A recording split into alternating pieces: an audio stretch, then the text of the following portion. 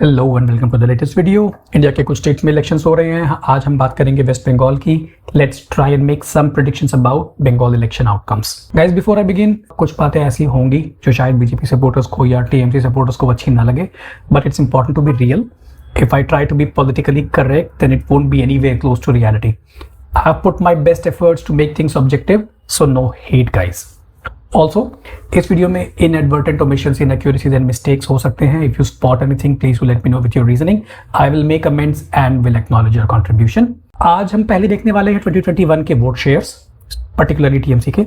उसके बाद हम वो सारे फैक्टर्स डिस्कस करेंगे जिनसे इस बार के इलेक्शन पे इम्पैक्ट पड़ सकता है, और हम फाइनली ये गेस करने की कोशिश करेंगे कि इसके आउटकम क्या हो सकते हैं. Okay, let's understand the math of TMC votes that we witnessed in 2021. Left side of the chart are the number of electorates. Bengal की पॉपुलेशन इज अप्रॉक्सिमेटली 10 करोड़, जिसमें little over 7 crore people can vote. इसको पहले divide करते हैं इसके constituent parts में. जो सबसे ऊपर वाला पार्ट आप देख रहे हैं, ये वो लोग हैं जो नॉन एग्जिस्टेंट हैं, जिनका वोटर कार्ड है बट लोग एग्जिस्ट ही नहीं करते. फॉर एग्जांपल जो मर चुके हैं, या फिर वो लोग जो कहीं और शिफ्ट हो गए हैं, इंडिया के बाहर चले गए हैं, दूसरे स्टेट्स में चले गए, एटसेट्रा. SIR इस पार्ट को टारगेट करता है. उसके बाद है Muslim votes. Muslim population in Bengal is bit more than 30%, but उसमें कुछ ऐसे भी हैं जो इस कैटेगरी को बिलोंग करते हैं. ये अप्रॉक्सीमेटली मैंने 30 लिया है. उसके बाद आते हैं 59% Hindus, and I am talking about voters, not population. Population obviously ज़्यादा है बिकॉज इसमें से भी कुछ लोग हैं जो नॉन एग्जिस्टेंट में बिलोंग करते हैं. यहाँ जो 3% देख रहे हो, इसकी बात हम बाद में करेंगे. We have a broad breakup of the electorate. Next we look at the voter turnout.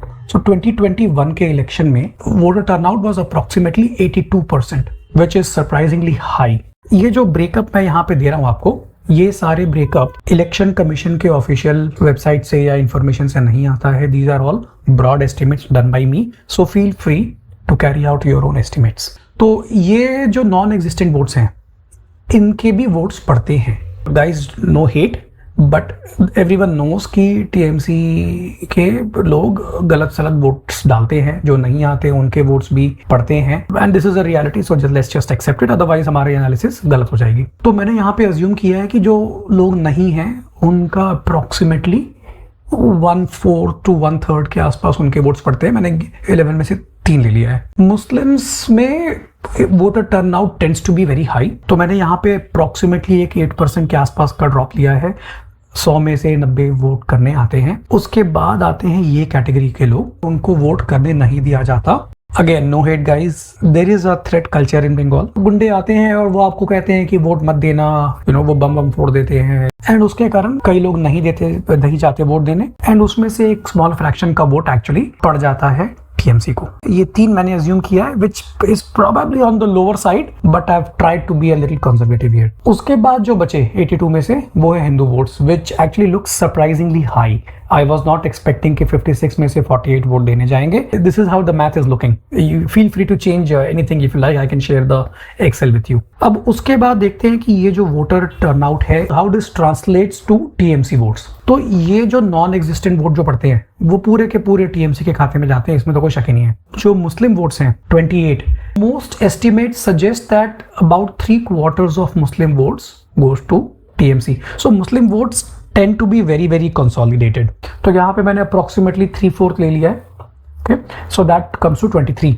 ये जो 3 वोट हैं, ये भी ऑब्वियसली टीएमसी के खाते में जाते हैं. Who else? बचे 11 वोट्स जो टीएमसी को मिलते हैं. So this count is coming to 40 votes, which is 48% of the total number of voters. अब ये जो 11 बचे, ये हिंदू वोट्स हैं जो एक्चुअली खुद जाकर टीएमसी को वोट देते हैं, एंड ये वो हैं जो टीएमसी के कोर हिंदू वोटर्स हैं. इसमें ज्यादा चेंज नहीं होता. हर पार्टी का एक होता है ना, जैसे बीजेपी के मोदी के लोग बोलते हैं अंधभक्त, वो ऐसे हैं जो कुछ भी गलत प्रूव हो जाए बीजेपी के बारे में वो मानेंगे ही नहीं. तो वैसे ही इसमें भी एक लार्ज पार्ट कोर वोटर है टीएमसी का जो कहीं नहीं जाने वाला. थोड़ा चेंज होगा, बट बहुत ज्यादा चेंज एक्सपेक्ट नहीं कर रहा हूं मैं. एंड सरप्राइजिंगली ये सिर्फ 1/4 है. But again, if you want to play with the Excel, I can give it to you, so you can change the numbers and try things out for yourself. अब देखते हैं कि क्या फैक्टर्स हैं जो इन वोट्स को अफेक्ट करने वाले हैं. अभी रिसेंटली जो SIR हुआ है, उसका बहुत बड़ा इम्पैक्ट बंगाल में देखने को मिलेगा. ये जो 3 वोट पड़ते थे नॉन एग्जिस्टेंट लोगों के टीएमसी के, ये प्योरली 0 हो रहे हैं. इसमें कोई शक नहीं है. And this 3 is probably an under estimation. Some people suggest this could be actually be 5, 6 और इवन 7. मैंने यहाँ पे सिर्फ 3 लिया है, which is actually very low.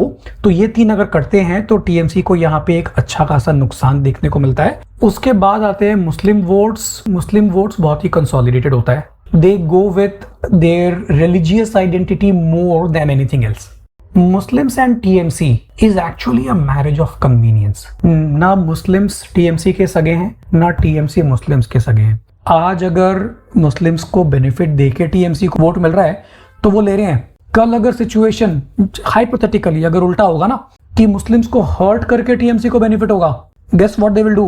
TMC Muslims को तरह तरह के बेनिफिट्स देती है. It's a fact. Non Muslims के ऊपर लॉज एप्लीकेबल होते हैं बट मुस्लिम्स के ऊपर उतने नहीं होते. For example traffic laws Muslims को छूट है. देखिए, एक टाइम था जब अलीगढ़ मुस्लिम यूनिवर्सिटी बना था.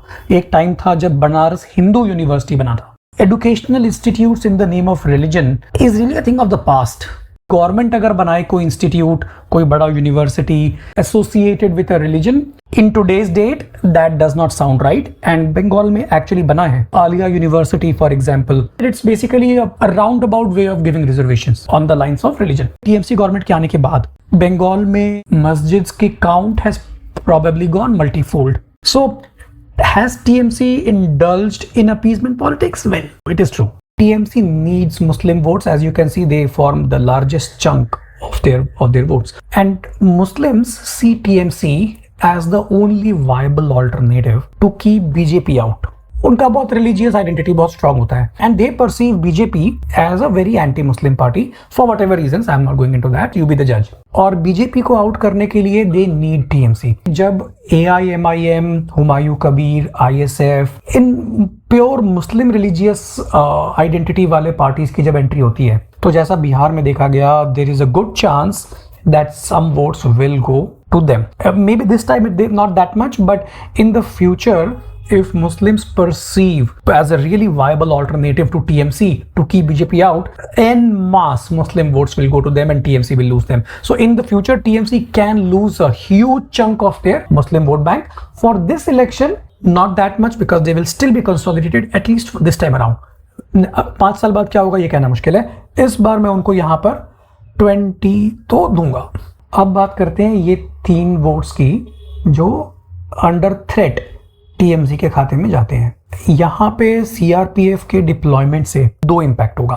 पहला ये कि some of this threat will reduce. From what I see, this threat has actually reduced only a little bit. तो 1/3 इम्पैक्ट शायद होगा, 2/3 इम्पैक्ट नहीं होगा. So this will probably come down to about 2.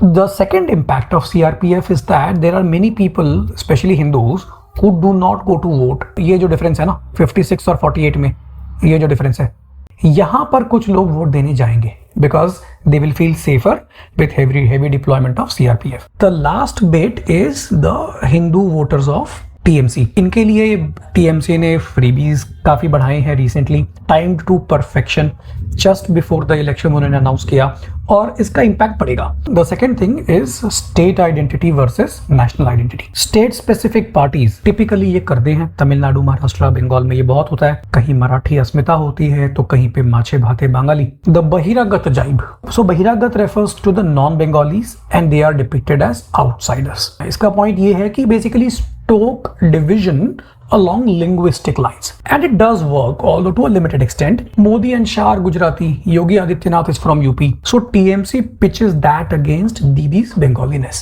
Besides, BJP's marketing is actually quite poor in Bengal. So for example, when BJP says Jai Shri Ram, it doesn't resonate with the Bengali population, and it actually plays right into TMC's Bahiragata Jaib. So TMC replies back with Joy Bangla, which obviously resonates with the people.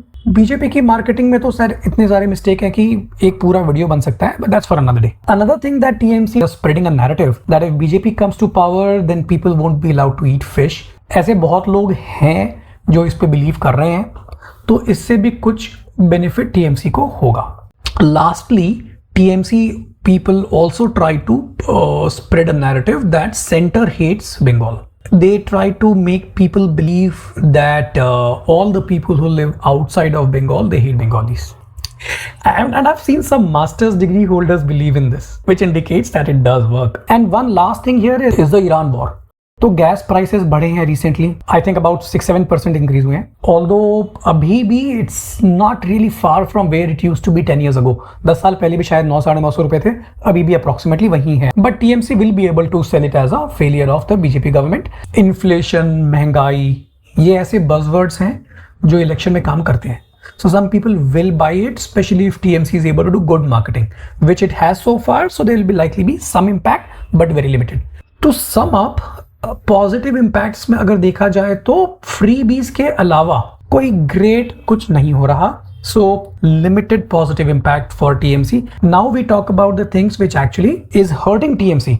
जो RG का incident हुआ, जो मुर्शिदाबाद में हुआ, law college में हुआ, इनके बारे में लोगों की ओपिनियन ये है कि these are not just failure of law and order, these are actually cases where TMC is perceived to actually be protecting the perpetrators. In a way, many people perceive TMC as being kind of like complicit. इसका एक बहुत बड़ा negative impact है TMC को. The other thing is consolidation.